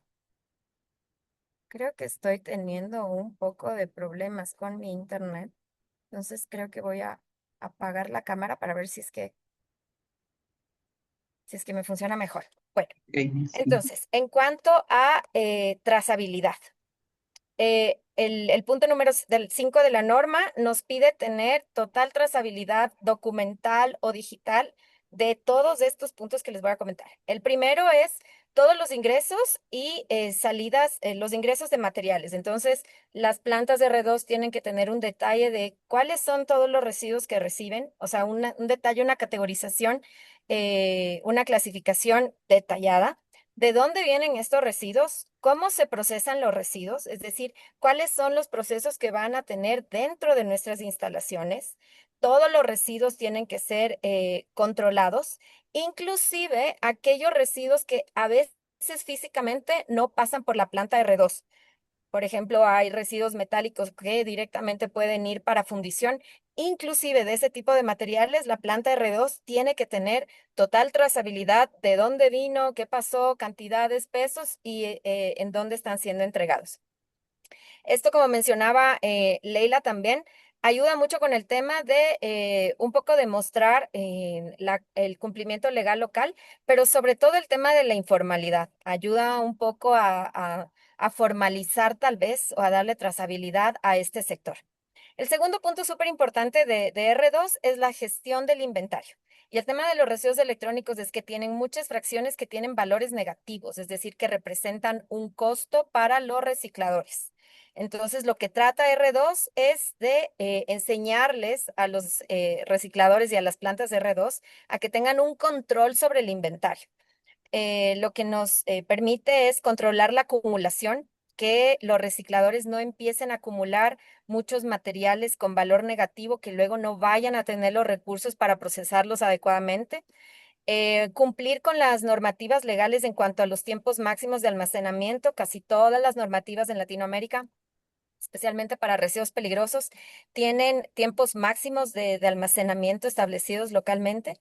No sobrepasar los límites del plan de cierre. Vamos a ver luego, R2 nos pide a todas las plantas certificadas el tener un plan de cierre en el cual indiquemos cuáles son todas estas actividades que vamos a tener que realizar en caso de un cierre forzado o un cierre planificado de la planta. Y sobre todo nos pide tener un instrumento financiero que viabilice este cierre cuando sea necesario. Entonces, la idea de la gestión del inventario es que no nos vayamos a pasar los límites que están dentro del instrumento financiero. Y finalmente nos pide tener un balance de masas durante todo el proceso de reciclaje o de reuso de los equipos para justamente tener este control de todas las entradas y que el balance de masas corresponda a la realidad de lo que está pasando con las distintas fracciones. Ya pasando al tema de egresos de material, nos pide tener documentación respecto de la descripción detallada de los materiales que se están entregando, a dónde van estos materiales, cómo se van a procesar estos materiales y otros medios de verificación para tener control de qué está pasando con esto. Al final no solo se trata solo de tener registros y de documentos, sino también de la calidad de estas evidencias. Entonces, R2, por ejemplo, nos pide documentos que vayan más allá de simples registros y que tengan un poco más de valor, como el tema de facturas comerciales, notas de embarque, BLs de exportación, listas de empaque, certificados de destrucción, manifiestos, es decir, documentos que sean más legales y que la calidad de esta evidencia sea mucho mayor para poder tener la trazabilidad de los residuos. Ahora, cuando vamos a hablar de los requisitos que están en el anexo A de la cadena de reciclaje, estos requisitos tienen que cumplir todas las plantas, sea de reciclaje o de reuso, que de alguna manera entreguen algún material a un equipo o equipos, partes y componentes, a un destinatario posterior, básicamente todas las plantas. Porque ya habíamos mencionado que todas ellas tienen responsabilidad sobre el manejo posterior de todos estos materiales, recursos y residuos. Entonces, lo que nos pide es, primero, que hagamos y tengamos un proceso de calificación de proveedores para toda la cadena de aguas abajo. Dentro de este proceso de calificación, tenemos que asegurarnos de que el manejo sea responsable, de que todos estos proveedores finales, de estos procesadores finales, también cumplen con los requisitos de R2. No quiere decir que estén certificados, pero que al menos cumplan. Entender claramente cuál es el proceso y el manejo que se realizará. Entender muy bien los controles y el monitoreo que estos procesadores finales tienen implementados dentro de sus instalaciones y verificar que estén cumpliendo con un sistema de gestión. Nuevamente, no tienen que tener certificado el sistema de gestión, pero sí deben contar con un mecanismo de gestión de sistemas de seguridad, salud y ambiente. Entonces, ese es el proceso y los requisitos que R2 nos pide como calificación, como un proceso de calificación para escoger los procesadores finales a quienes vamos a entregar las fracciones y los materiales de reciclaje. Adicionalmente, nos pide que de manera anual hagamos una suerte de auditoría a estos procesadores finales para saber si es que siguen anualmente cumpliendo con todos estos requisitos que les impusimos desde inicio. Entonces, es un proceso que se hace anualmente para cada uno de los procesadores finales. Tenemos que asegurarnos de que tengan el equipo, la maquinaria, los recursos del personal y demás para procesar los materiales que están recibiendo de nosotros. Tenemos que asegurarnos que están cumpliendo con nuestros procedimientos de manejo de las fracciones de interés, que tengan un sistema y que sobre todo que también tengan un proceso de trazabilidad de todos los ingresos y los egresos de materiales. Adicionalmente, nos pide en el caso de las instalaciones de R2 que tengan una póliza de seguro global de responsabilidad civil sobre todas sus operaciones, especialmente el tema de contaminación súbita.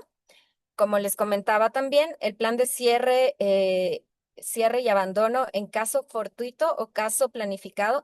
Y esto, como les decía, es súper importante porque muchos de los materiales y fracciones que manejan los recicladores y los reusadores son valores negativos, son costos. Entonces tenemos que de alguna forma asegurarnos de que estos estén siendo procesados y financiados adecuadamente y que se cuente con este instrumento financiero que asegure todos estos procesos. Las plantas deben realizar el seguimiento de toda la cadena hasta la disposición final o el último procesador.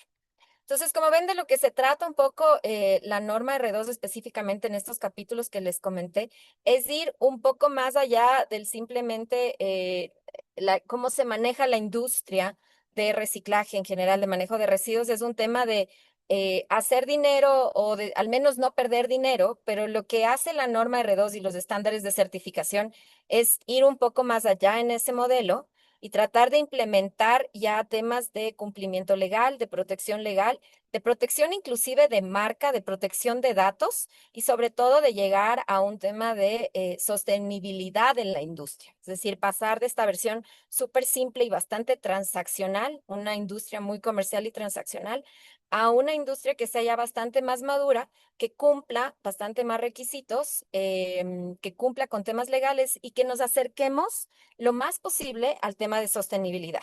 Como les comentaba, la certificación R2 es el estándar más adoptado en la actualidad a nivel mundial. A cierre de septiembre del año pasado, teníamos alrededor de 1.200 plantas certificadas a nivel mundial. En Latinoamérica son, entiendo que 20 plantas que están certificadas ya en 42 países.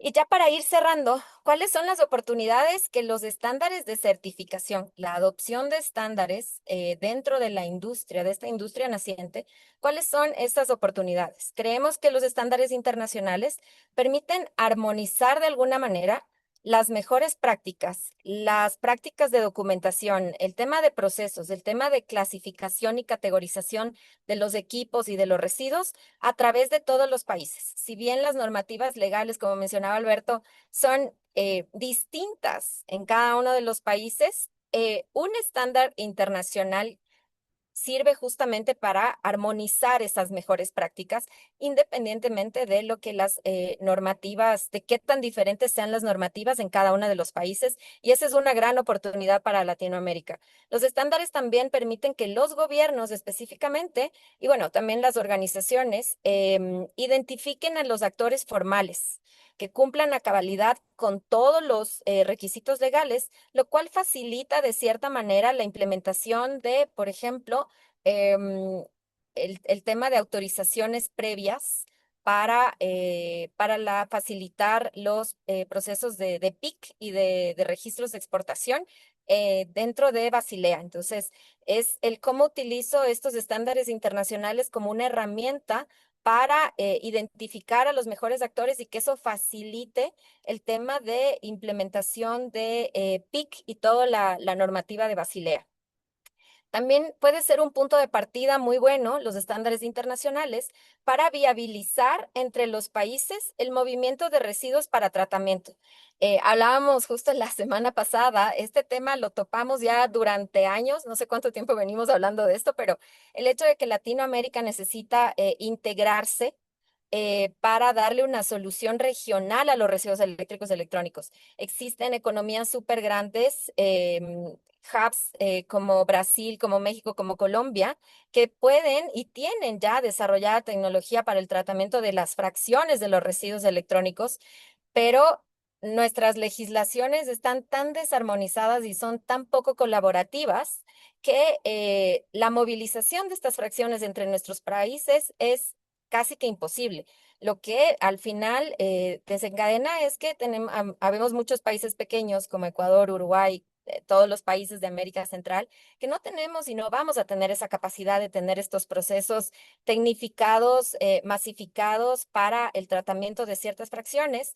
Y por tanto, al no existir un mecanismo que viabilice este movimiento transfronterizo, tal vez el tema de circularidad inclusive regional va a ser bastante limitado. Entonces, los estándares de certificación pueden servir como un punto de partida para viabilizar estos tránsitos entre los países a través de plantas que estén certificadas, que verifiquen que se ha hecho todo el proceso documental, el cumplimiento legal y demás.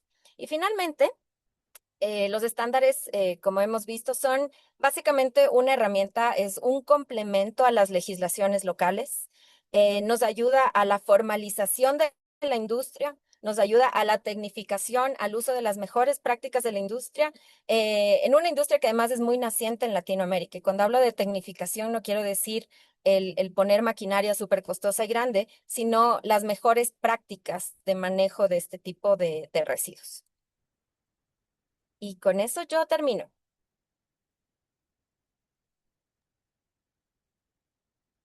Excelente, muchísimas gracias, Joana. Entendemos que es un tema muy, muy valioso para todo el auditorio que está acá. De hecho, hay varias preguntas aquí.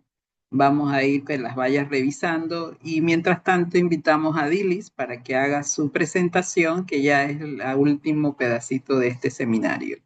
Adelante, Adilis. Hola, ¿me escuchan bien?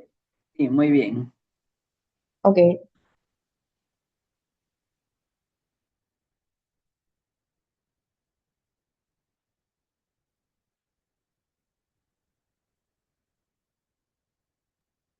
Amplíala. Ya, ¿no? Ok, sí, ya. Sí. Sí, un poco de lo que hemos visto en la sesión de hoy es la importancia del PIC y todo lo que conlleva para los diferentes actores involucrados en en la cadena de RAE. Un poco resumiendo de manera gráfica, eh, lo relacionado con los residuos electrónicos, pues casi todo parte desde el momento en que se compra, bueno, antes de eso la producción, pero luego la compra del equipo se convierte en un RAI y tienes algunas alternativas para la gestión, un reacondicionamiento o enviarlo a un gestor autorizado. En nuestros países generalmente se hace el desensamble y se clasifican las fracciones valorizables y las no valorizables. Y por último, pues se envía a el tratamiento correspondiente. Con respecto al PIC, que es lo que estamos viendo hoy, pues una de lo más común de nuestros países es obviamente la exportación a países europeos o países asiáticos o Estados Unidos y pues es lo que nos trae en en esta sesión el día de hoy. Un poco del resumen del procedimiento que mencionó Leila, para hacerlo un poquito más gráfico. Este es un diagrama de flujo de cómo más o menos funciona el procedimiento informado dentro de los países que forman parte del Convenio Basilea. Obviamente, parte de la documentación entregada a la autoridad competente, luego se hacen algunas evaluaciones, se revisa, la autoridad decide si la información está correcta y procede con lo que sigue, luego se envían las notificaciones a los países y los países, dependiendo de la revisión que hagan, indican si el procedimiento funciona correctamente, si pueden seguir adelante con la exportación. Esto más que todo es un resumen muy gráfico que igual se les va a compartir a todos los que se registraron para el webinar. Y al final, como mencionamos, pues todo depende de la aprobación en la exportación de los países en tránsito o los países receptores. Y lo que queremos es pues entender un poco eh, sus experiencias en este tema y por eso, haciendo un poco de resumen de toda la sesión de hoy, les voy a pedir que entren a menti.com o escaneen el código que tienen en la pantalla para acceder a una serie de preguntas que vamos a ver en este momento para hacer una sesión más interactiva mientras se sigue respondiendo las preguntas en el chat. No sé si en el chat me pueden poner si tienen algún problema para entrar o si están pudiendo entrar correctamente.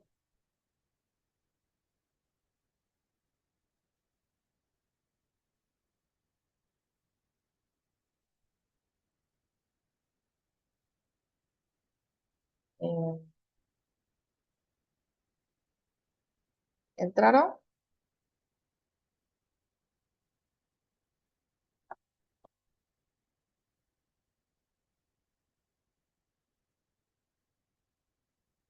Ok, Sí, están entrando. sí. Ahora vamos.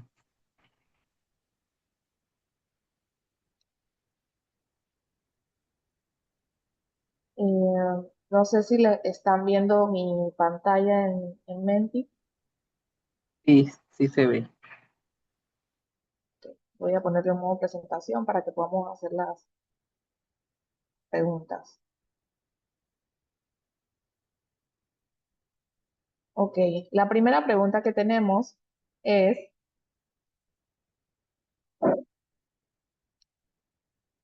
en una palabra, ¿cuál es el principal reto de su país para aplicar el procedimiento PIC en RAE? Y estamos viendo ya varias respuestas: desconocimiento, capacitación,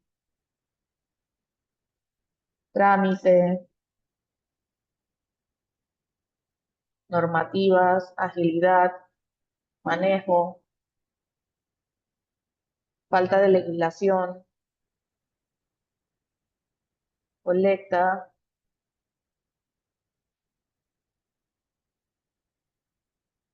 no se conoce la norma. Estaba consultando Y49 o A118, 1171. Sí, Burocracia, mencionan por acá. sí, también. Ujú. Creo que ya tenemos bastantes respuestas. Muy bien. Se podrían Entonces, hasta unir muchas de la parte normativa, veo. sí, la parte normativa es la que más, dentro de lo que más se menciona: legislación y desconocimiento, infraestructura también. Bueno, nosotros igual estamos recogiendo toda esta información que ustedes están poniendo en el Menti para poder ayudarnos a generar nuevas capacitaciones relacionadas con el tema y así potenciar pues el fortalecimiento de capacidades de la región precisamente para enfrentar la aplicación del PIC con las nuevas enmiendas. Creo que vamos a pasar a la siguiente. La siguiente pregunta es: ¿cuál consideras que es el mayor obstáculo para la aplicación del PIC? Y entre esas opciones está la capacidad institucional limitada, retrasos en la aprobación, falta de coordinación entre autoridades, información técnica incompleta y costos de o trámites excesivos. Pueden seleccionar al menos dos opciones.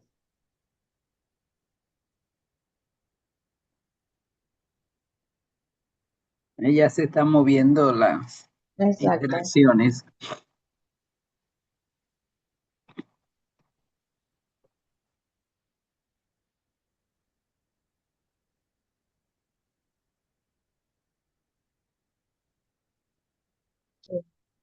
Lo que más está marcando hasta el momento es la capacidad La institucional institución. limitada. Ujú. Para nosotros es sumamente importante recoger esta información porque de alguna manera nos servirá para fortalecer la región y también trasladar las respectivas sugerencias a la Secretaría o las instancias correspondientes y así ayudarnos a todos. Siempre hemos dicho que lo que queremos es que al final haya un movimiento transfronterizo ordenado y ayudar a los exportadores, a los gestores y a todos los involucrados en que este proceso sea lo más sencillo y lo más amigable para todos los que lo requieren.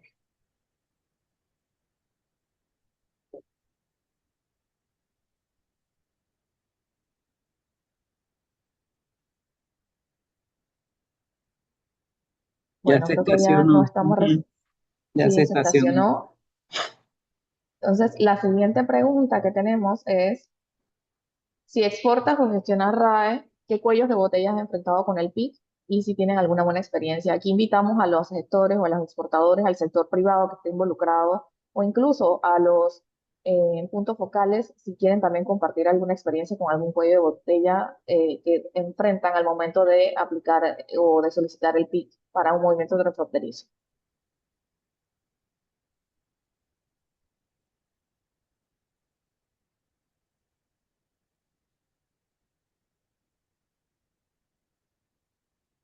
Tiempo de respuesta.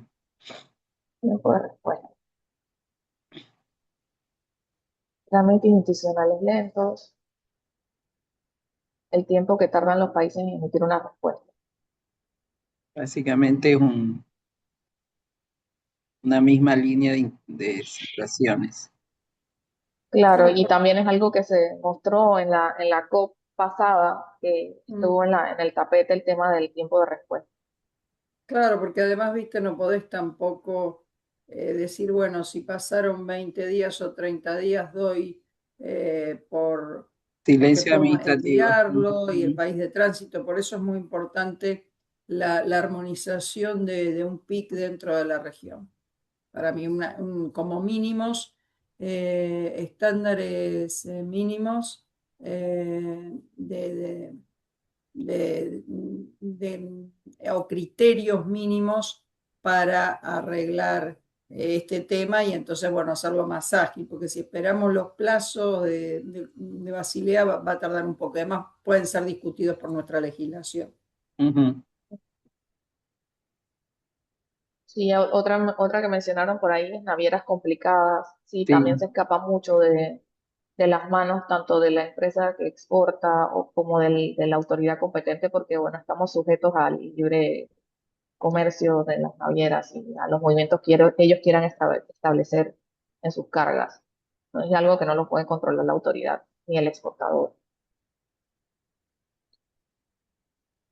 Una que mencionaron también importante es que el exportador defina claramente si los RAE son peligrosos o no. Creo que toda la presentación que dio Leila va a ayudar muchísimo a también poder definir eso más claramente.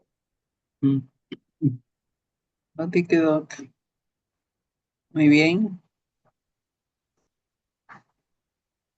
En los trámites, tiempo, creo que lo más se Casi, repite es casi el tema todo de es los tiempos. tiempos. Tiempos. Sí, Voy eso no a lo. pasar a la siguiente. Voy a pasar a la siguiente.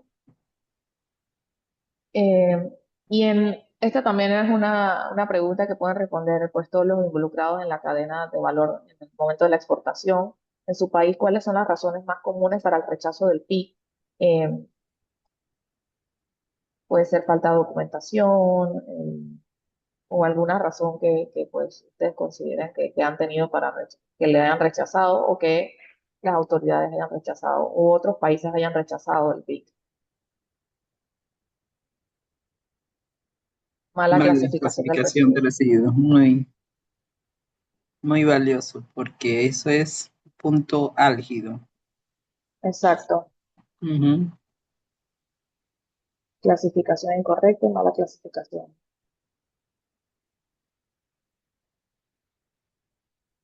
Prohibición de tránsito. Ok. Y eso va con la legislación, como decía Leila. Exacto. Eso tiene que ver con la legislación local, que la empresa de destino no tiene autorización o no se encuentra ubicada donde se señala. Eso también es importante. Problemas para acreditar la póliza de seguro. Eso que es una exigencia desde el artículo 6, o sea, es para todos, no es solo Ujú. legislación local. Documentación incompleta.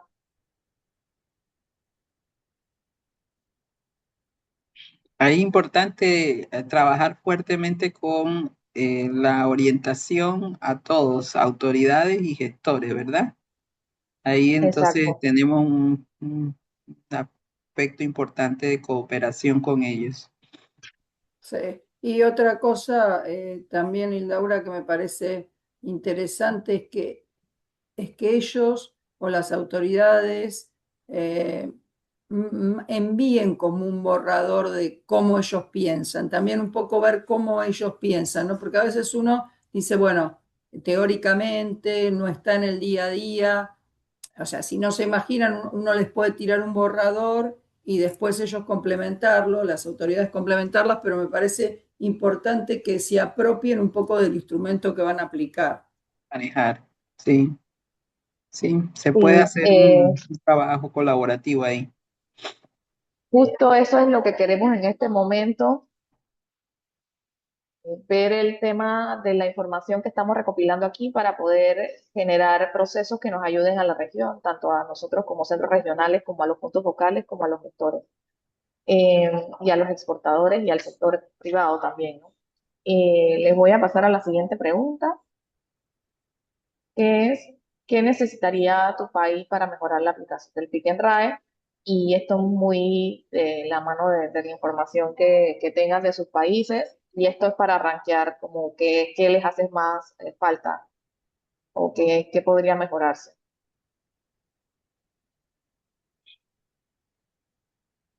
Muy bien.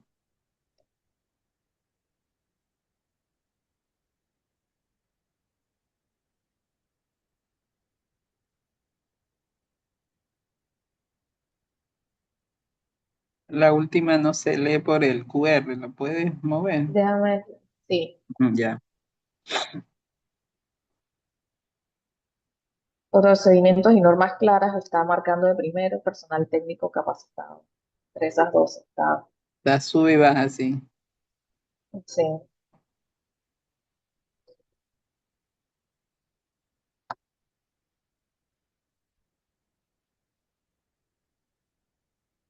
Sí, sabemos que a digitalizar y simplificar procesos es todo un tema que hay que ayudarnos mutuamente entre todos, buscar los recursos, porque parte de las limitaciones que estamos teniendo es justamente esa falta de recursos tecnológicos para que el proceso sea más digitalizado, ¿no?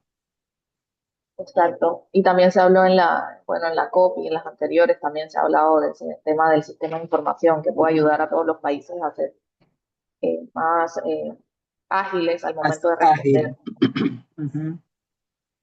Pero Excelente. igual todos estos insumos nos sirven a nosotros para poder sustentar pues las necesidades de nuestros países referente al tema. Muy bien. Y con esto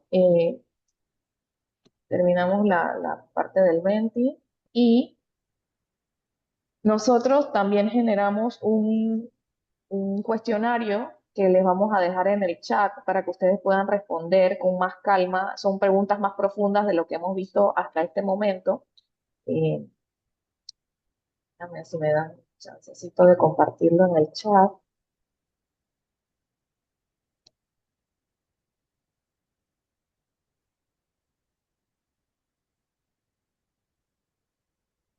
Lo voy a estar dejando en el chat. Y en ese formulario lo que queremos es recopilar sus experiencias. No se limiten en escribir, vamos a hacer un trabajo de tabulación de información justamente para poder ayudarles también para que muestren su interés o quieran proponer temas de capacitación adicionales que podamos seguir haciendo en este tema y los relacionados con los residuos de aparatos eléctricos y electrónicos.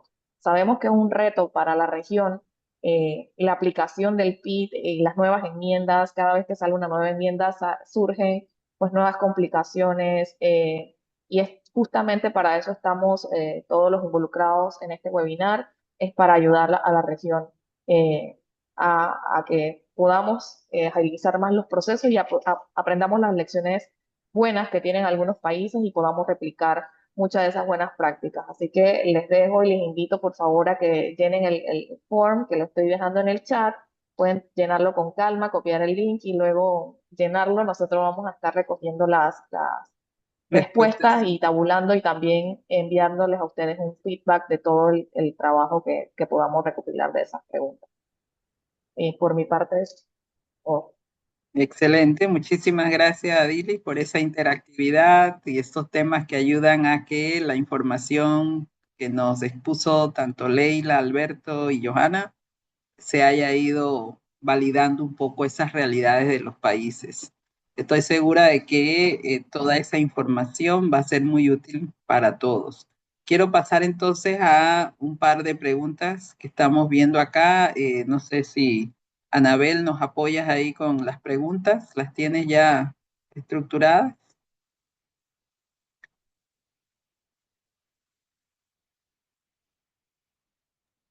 La mayoría de las preguntas fueron, algunas fueron respondidas desde el inicio y algunos colegas también han ido dando aportes. Eh, Sin embargo, hay un par que quedan pendientes. Una es sobre dónde puedo verificar si una instalación de aprovechamiento de RAE tiene certificación R2 o validar si el soporte que tienen o que han presentado es legítimo. Esta pregunta es para Joana, Joana. Joana, sí.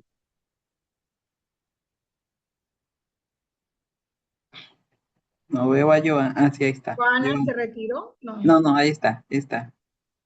¿Tienes audio, Joana?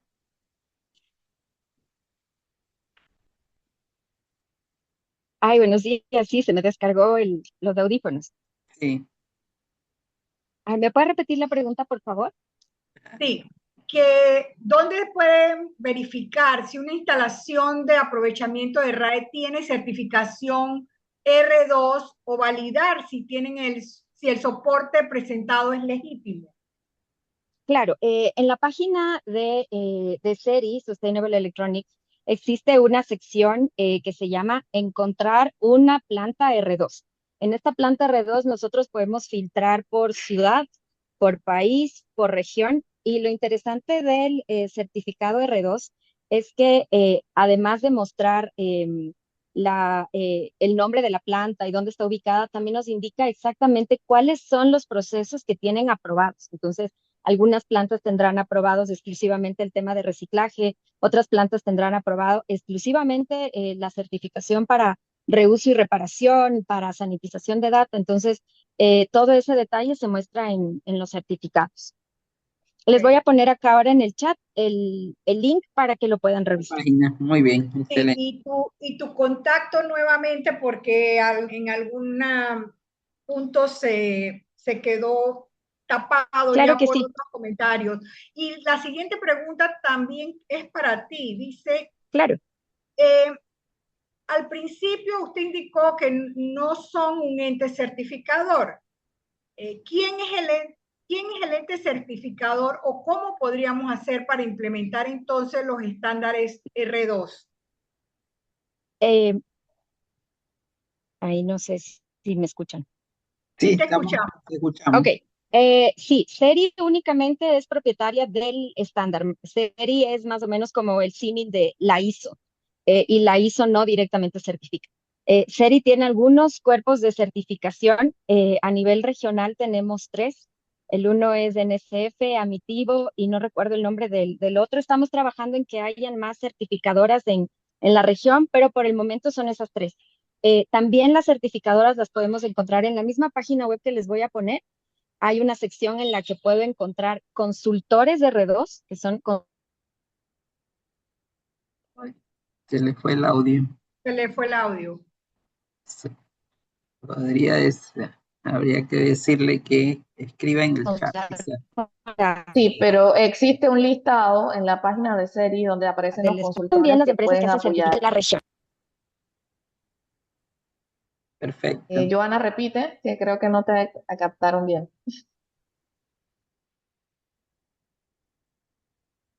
A ver, estaba buscando el link.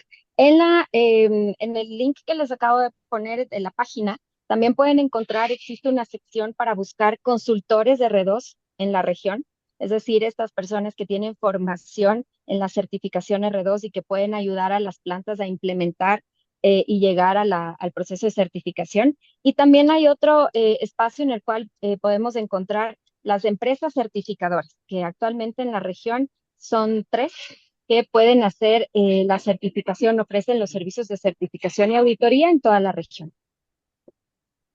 Muy bien. Ahí sí, ya creo que escuchar. Ya me... Sí, muy Y bien. acá les dejo igual mi correo por si necesitan cualquier información adicional. Con mucho gusto, Yo, pues nada yo más me creo que, escriben. Joana, lo que pasa es que nuestro chat no le llega a los que están asistiendo, solo le llega a los hosts y a los panelistas. Ah, ok. Tendría que tal vez Ah, responder en la sección de respuestas. no, ella tiene que cambiar donde dice a todos. No me aparece a mí, Le por da la ejemplo. opción, Es que no, no no le da tengo la esa opción en Laura. opción. Ah, yo se los mando, pues. Okay. Ah, súper, y Laura, si usted sí puede. Gracias, mil. Dale. Y también pone el link del form, por favor, que también a mí me pasó lo mismo. Ok. Eh, Hay otra pregunta ahí, me y parece. hay algunas preguntas que tal vez no son directamente para los conferencistas porque son específicas, pero voy a leerlas, ya que dado que tenemos a Dilis aquí que conoce mucho sobre la parte de RAE, está Leila y Alberto que también conocen sobre la situación en general de Latinoamérica.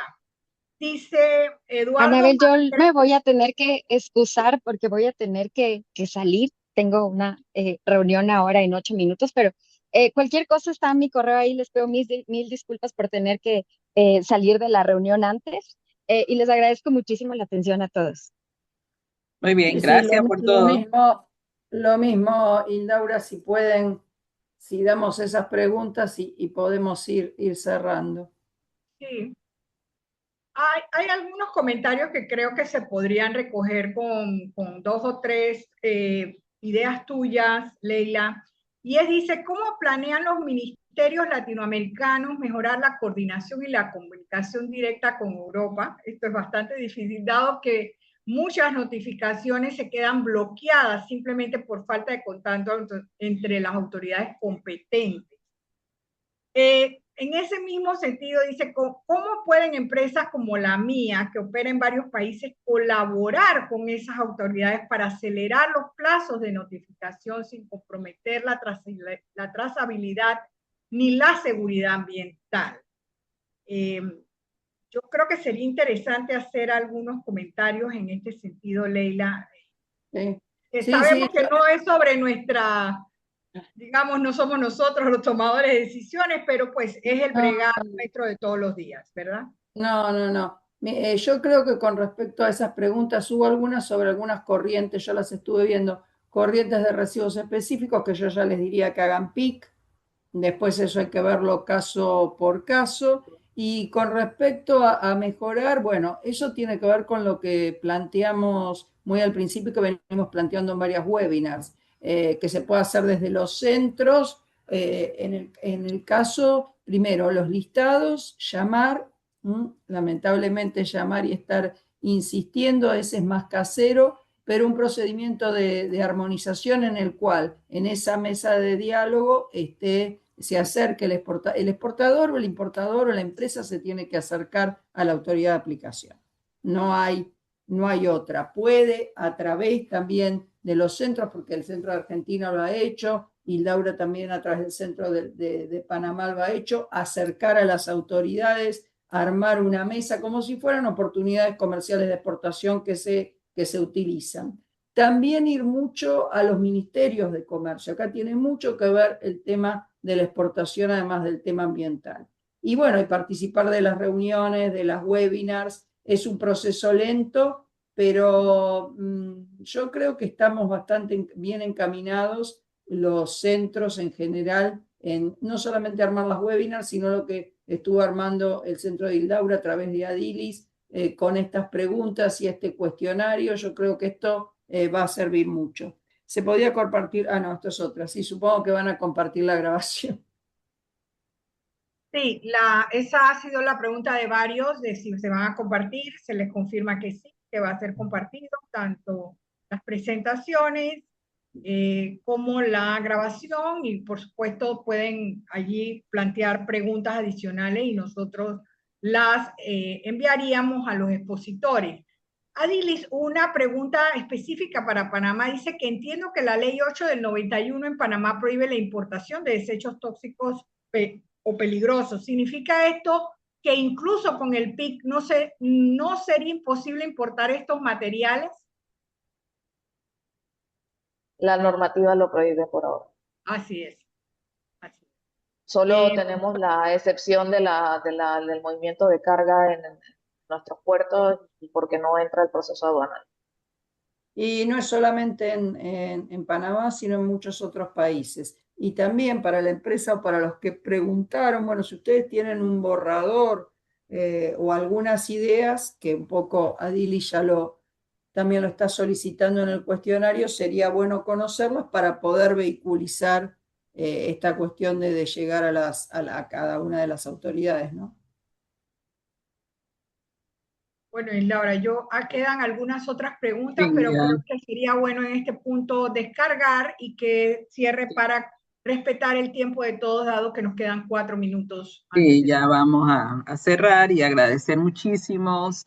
Realmente nosotros con este seminario estábamos interesadísimos en no solamente compartir toda esta información que tanto el grupo de América del Sur había recibido previamente, ahora se suman el grupo de Centroamérica y el Caribe, México, que han estado muy participativos, que hemos logrado pues ir recopilando información de interés de estos actores y que no solamente se quede en el sector institucional. Había una pregunta por ahí que cómo podemos llegar a estos otros actores. Definitivamente ese es el interés de hoy, reunirlos a todos los que están en el entorno del manejo de los residuos de aparatos eléctricos y electrónicos para fortalecer esa cadena de trabajo, porque no es un proceso unilateral, sino más bien interactivo,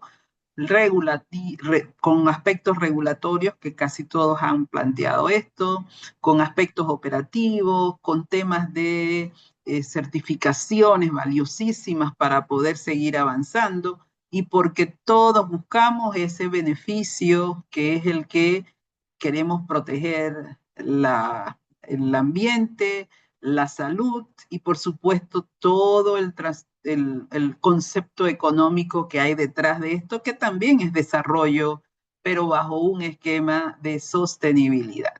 Así que muchísimas gracias, un aplauso para todos, los panelistas, a los expertos que nos han acompañado hoy, a los participantes que han estado muy activos y por supuesto por sus preguntas. Les vamos a estar enviando las presentaciones, el resumen de las preguntas que se han hecho y el interactivo que va a ayudar también a entender por dónde va el proceso. Así que despido esta tarde la actividad. Muchísimas gracias a todos. Ha sido un gusto que nos hayan podido acompañar. Que tengan muy buenas tardes todos. Gracias, María del Mar, también. Chao, hasta luego. Y Anabel. Gracias. Gracias a Hasta todos. luego.